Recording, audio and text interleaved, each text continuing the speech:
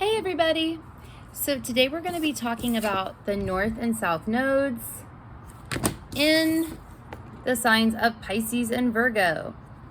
Now you might be like, didn't you already do these? If you've been subscribed or watching for a while.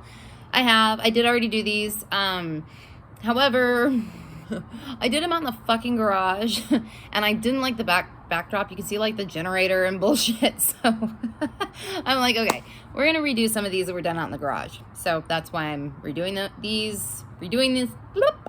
this. Those will go away. But anyway, let's talk a little bit about what the North and the South nodes are first.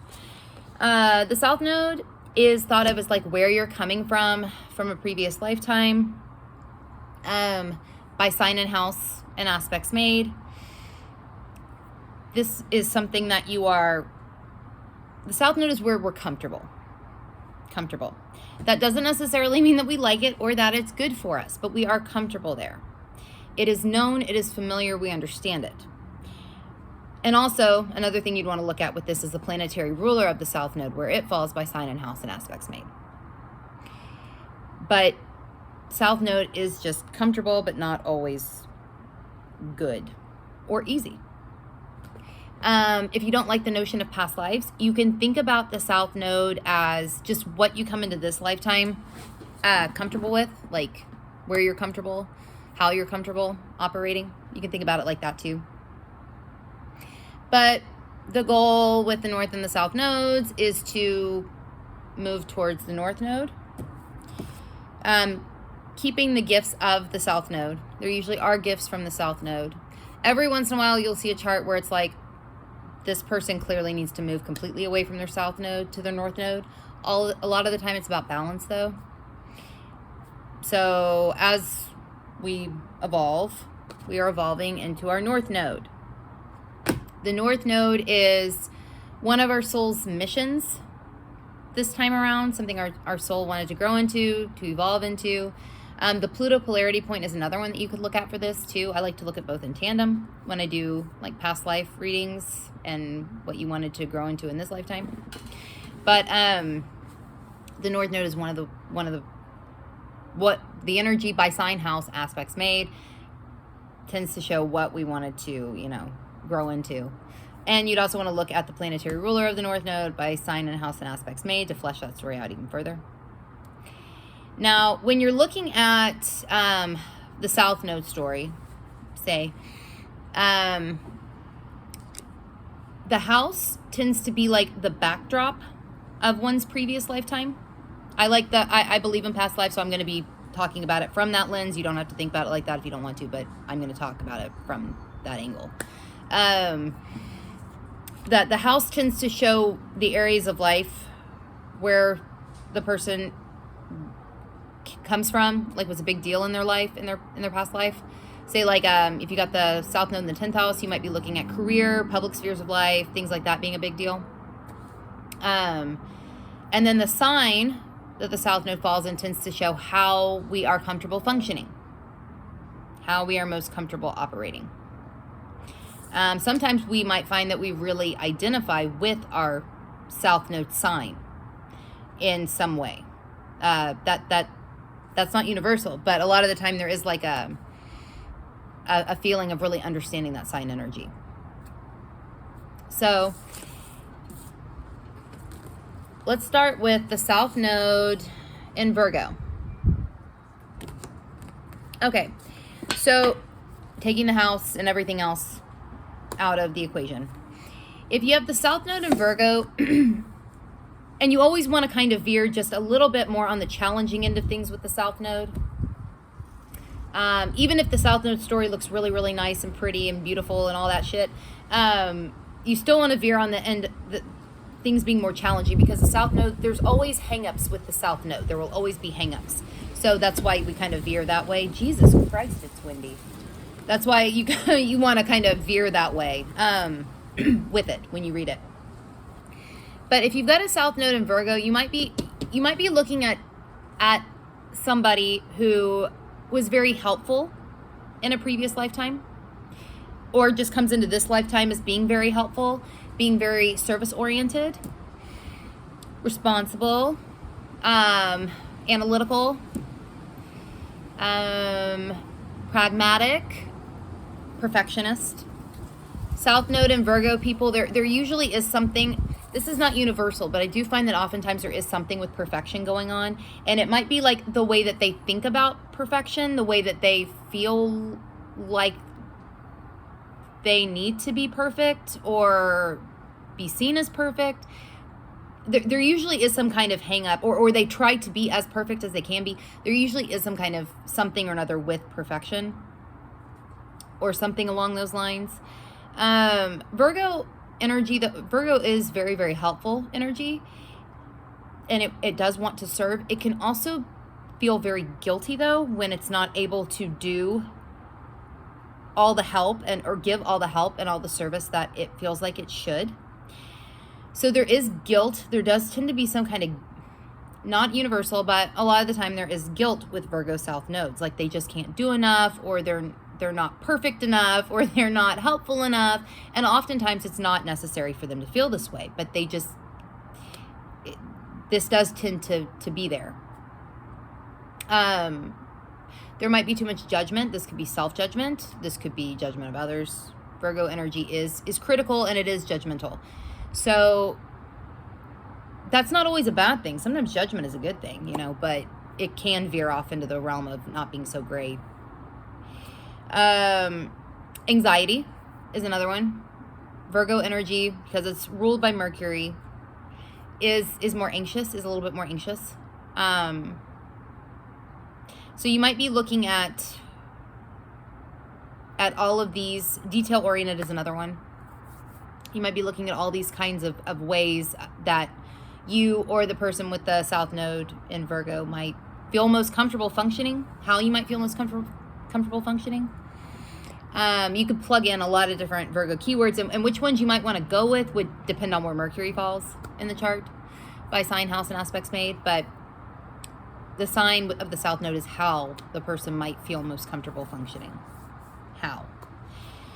So then if you have your South Node in Virgo, that would put your North Node in Pisces. Now, this one is like, okay, Virgo energy is very like real world focused. It is. It lives in the real world. Pisces energy does not quite so much. So there's probably a need for the North Node Pisces person to function in a more creative way, perhaps in a more fantasy oriented way. I don't want to say that they don't live in the real world at all, because that oftentimes doesn't work, but they do need to have a little fantasy in their life. Things need to feel magical. The Pisces energy also, it doesn't need, there's like a lack of boundaries with Pisces energy. The South Node Virgo person needs to move more into that. Virgo energy can do well with boundaries. Usually loosening of that is a good thing for the North Node Pisces person. Letting go of, when I think of Pisces energy, I also think of like, it can be like a release because it is so fluid. There's not as much structure to it. So, the Virgo South Node person that's very, say critical or analytical or detail oriented or judgmental or focused on perfection, when they move towards their North Node in Pisces that is more fluid, they sort of get to release some of the more difficult parts of having the Virgo South Node. That's how it feels to me anyway. And knowing that they don't have to earn it. They just can release it. Yeah. And Pisces is also, about escape. So, but I'm careful when I say that, because escape can go a lot of ways. Escape can be a negative thing. It can be a positive thing. If you're escaping things like being too critical or being too judgmental, that's not a bad escape, right? That's not. So there is a need to escape some of that kind of stuff too. And that is probably the word that I would pick for that, escape. I think it fits here. Yeah, I think that's pretty good. Surrender is another one. Surrender is actually on the Pisces card. Surrendering to just knowing that you don't have to, you can move beyond all of that stuff in Virgo. You can move beyond it to something else, and just surrendering to knowing that you can. Which oftentimes is much harder than it sounds. That sounds super easy. It's not. Oftentimes for the Virgo South Node person, it's not easy at all to do this. And then you'd also want to look at where the planetary rulers of Pisces fall. I would look at both Jupiter and Neptune. I like to look at modern and traditional rulership. So, but if you want to just look at where Jupiter falls, want to look at where just Neptune falls, that'll help flesh out the story, the North Node story, even further. Okay, so then if you have let's say you have the South Node in Pisces. We'll flip it. Okay, this could mean that the person is coming from a previous lifetime where they functioned, and again, you want to veer it a little bit more challenging, right?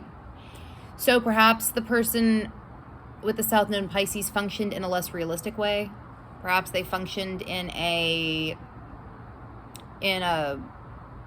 way of being a martyr. It's very possible. They kind of had like a martyr complex. Spiritual. They could have functioned in a very spiritual way.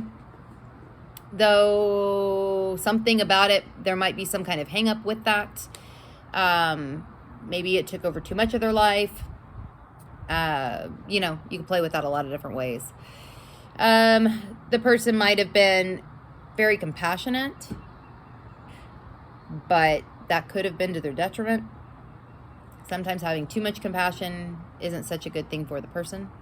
You want to have compassion, but sometimes an overabundance of it, doesn't help the individual that has it. Let's see. Could have been very sensitive, a very sensitive person, pretty versatile person, a very fluid person. I would think of a person that did operate pretty fluidly. Maybe didn't have a whole lot of structure. Those kinds of things are kind of what come to mind when I think of South Node in Pisces. And then you'd want to look at where the planetary ruler or rulers, whatever kind of rulership you like, with Jupiter and Neptune, where they fall in the chart, to kind of flesh that out even further. So then you would go to the North Node in Virgo. Okay, so when the North Node is in Virgo, you're looking at somebody who is needing to probably become, I would say, hardworking, real world focused, more reality focused. Somebody who needs to learn that being a martyr usually doesn't help you, but service is a good thing, right? Like service to others is a good thing. Service to people is a good thing, but not when it veers off into martyr territory or self-sacrifice, which is what Pisces does. So there's a, understanding that is important. Discernment. Pisces energy is not the greatest at discernment. Virgo energy is amazing at it. So there is something to probably for the Pisces South Node person to learn about discernment in this lifetime, I would imagine. Seeing the details and things, figuring out what's perfect for them. Virgo perfection, like I mentioned before, Virgo can be very focused on perfection. The most important thing here is to figure out what's perfect for the Virgo energy in question. So I would think there is something about that here too. Refining. Virgo is very refining energy. So like, let's say you've got a South Node Pisces person that was very spiritual, right, in a previous lifetime, or comes into this lifetime being very spiritual, but there's something kind of maybe off about it or too engulfing about it. the Virgo North Node might be there to refine it. That's possible. But yeah, I think that's pretty good. And then you'd want to look at where Mercury falls by sign and house and aspects made to flesh out the North Node story even further. Anyway, I'm going to get going, but I will put the links for where to find me and where to find the star cards if you're interested. All right, but I will see y'all later.